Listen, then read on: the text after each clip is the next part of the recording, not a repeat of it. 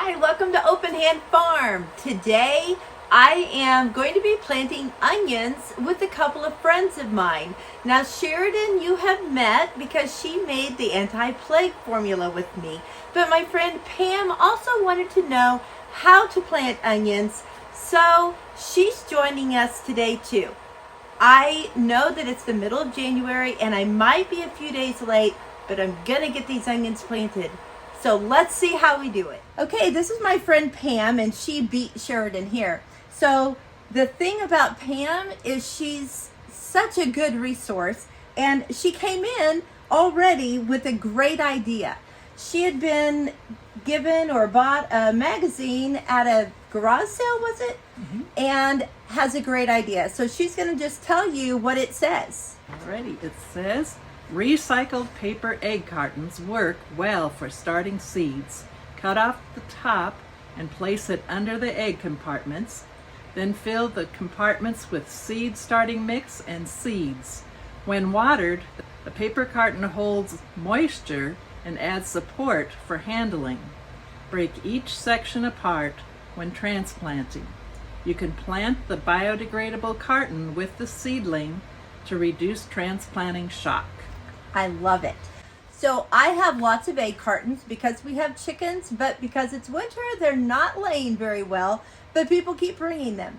But I also had a neighbor give me some of these. I'm like, that's awesome because you get more and you don't have a lid to mess with. So what we're gonna do is we're gonna try some of these, and I'm just gonna double them up. So I have 10 of these. So we're going to use 2 each. So we'll have 5 of these to try. And that is just really exciting because I knew I didn't have enough of these trays to plant what I would like to plant. And I know some people are thinking, that's a lot of onions. Well, I just want to make sure I get some onions this year. That's something that I've never really gotten, and it's something I really use. Last year I started this garden journal planner and logbook, and I really like it. I will be honest, I haven't used it as well as I could because it was a totally new concept to keep track of all this stuff.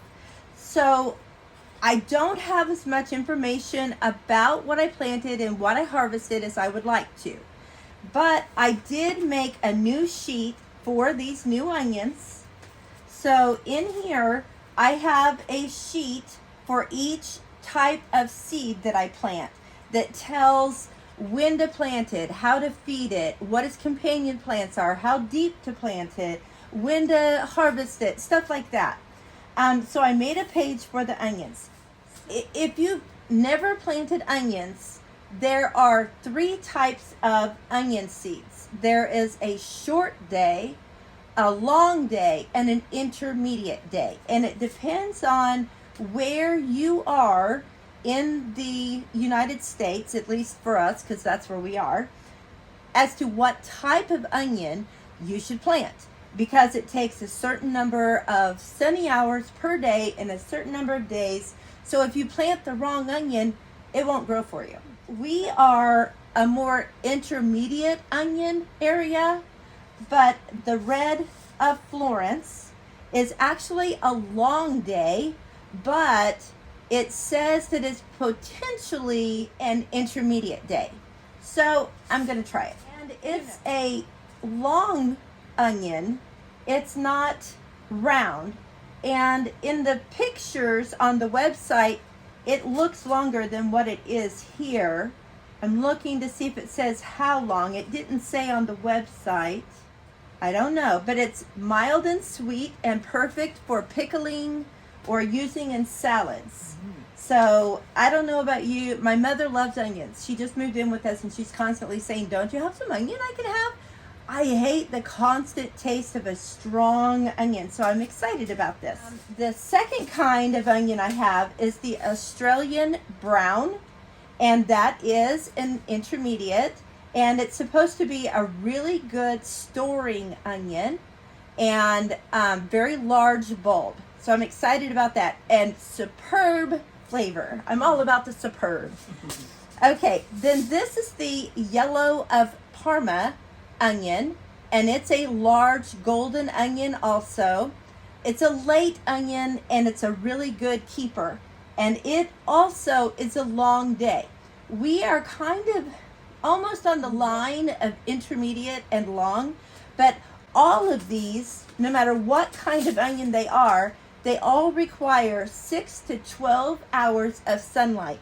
So I'm being brave. I've read in the reviews that there were a lot of people in our zone that grew these and loved them and will plant them every year.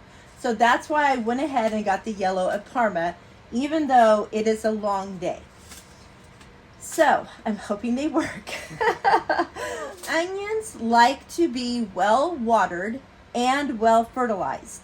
So we are going to start these today in a good fertile soil, and then 3 weeks after they're transplanted into the ground, they will be fertilized with a nitrogen-based fertilizer. Now I do all organic, so that will be like seaweed or something like that. And then they like to be fertilized every 2 to 3 weeks.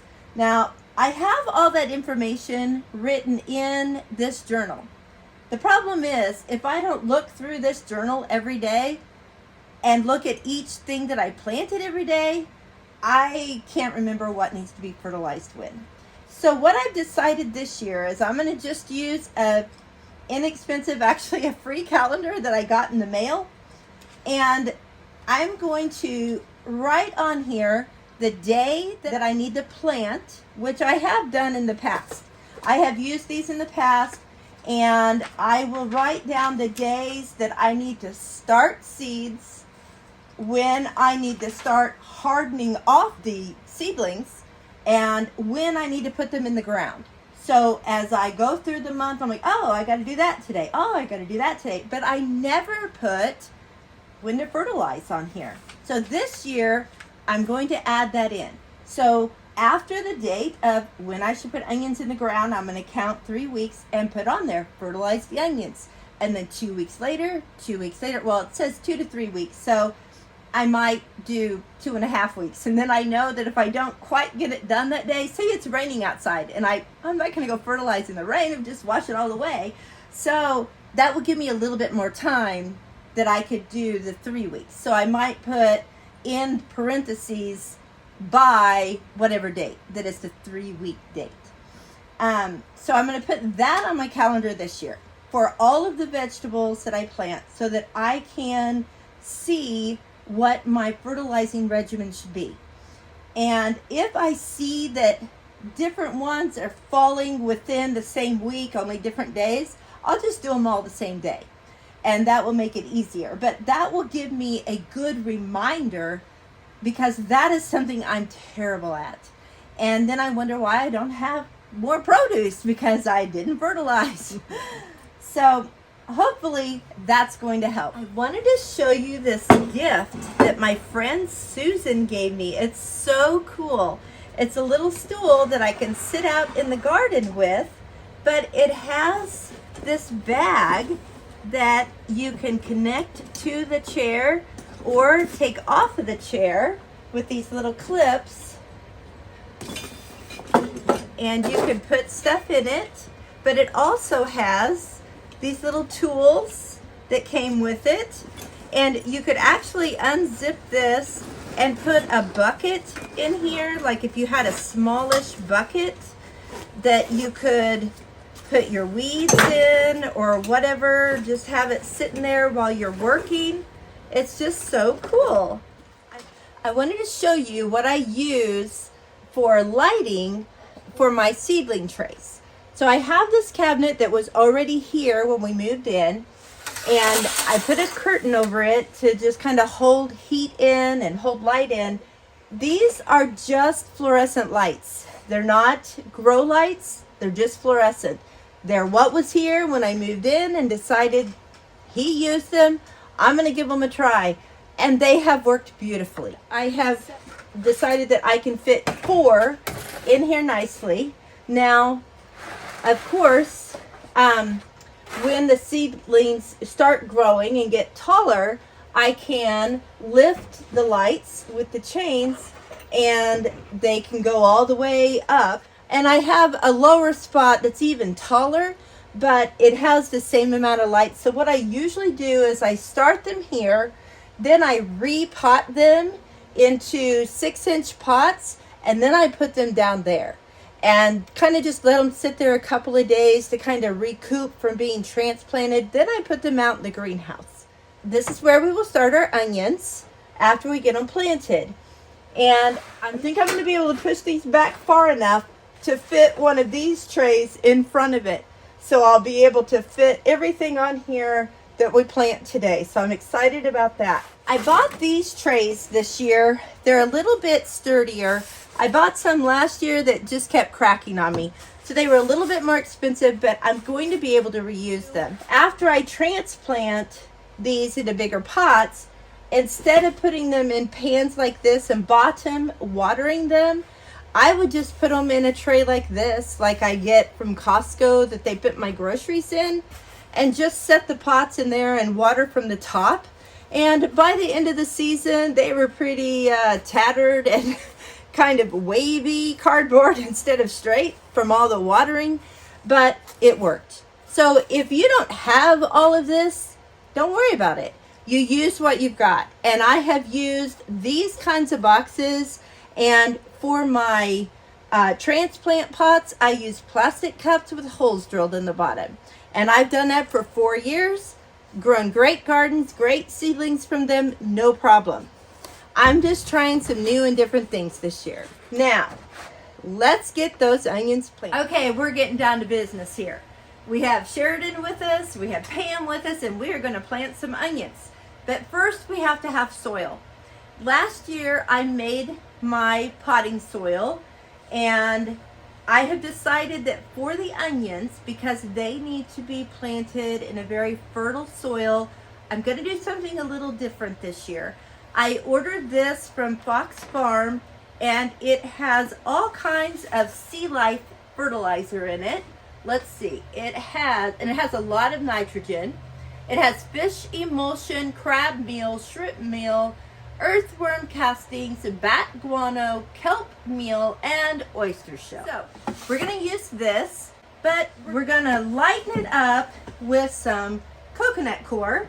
And this is just the outside of coconuts that has been shredded, but it comes like this in a brick. And you just put it in a bucket of water, and it absorbs the water and breaks down to look like this. So this I went ahead and soaked this morning so it would be ready. It doesn't take very long, but this is what it started out like. So we're going to pour some of this in this tub. And Sheridin, I'm going to pour some in, and then you pour some in. We'll kind of mix this together and play with it and see what we think. Soil does have some perlite in it, so it already has some looseness. Yeah, I think that's good. We decided that if we filled the 3 black trays and 2 of the egg carton trays, that will be 264. So I think we're good with 264 onions this year, but who knows, we might decide we should have planted more. But I will say that the red onion says that it is a good one for winter and fall planting. So we might be able to go ahead and plant some more red ones in the fall. So if we like them, we could, do that. I'm going to actually set this down here and get some trays filled. So I save all of my yogurt containers or whatever, so I'm just going to dip the soil in with this.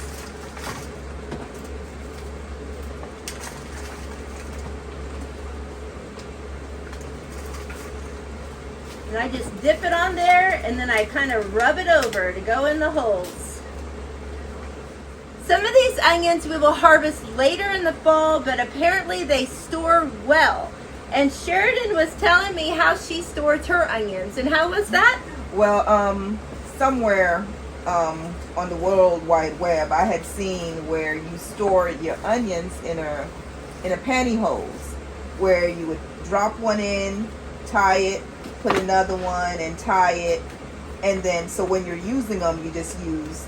Oh, cool. Yeah. So and I said that's not gonna work, but I'm gonna try it. So I tried it, and it lasts about 4 or 5 months. Awesome. So you know, give it a try. That's great. Mm-hmm. Now, what are pantyhose? You know those things that our grandmothers used to wear. I have a whole bag of them from when my mother-in-law passed away. I said, I'm taking those hose with me. I will use them in my garden. So I'm going to water this down just a little bit, and I love this little waterer. I'll leave a link in my description box, and you can just put it on a soda bottle. I know a lot of people are saying, why do you drink soda? I don't. My husband does, and he won't stop. So I'm filling the soil. Sheridin's going to place his seed, and then Pam is going to put some vermiculite on top instead of soil, and that just makes a very light surface for the seed to come through when it finally decides to germinate. I'm sorry if it seems like we're yelling down here, but my greenhouse is just on the other side of this wall, and we have an open window that has fans in it, so if the greenhouse reaches below 60, then the fans turn on and blow the warm air out there. So of course they just decided to turn on.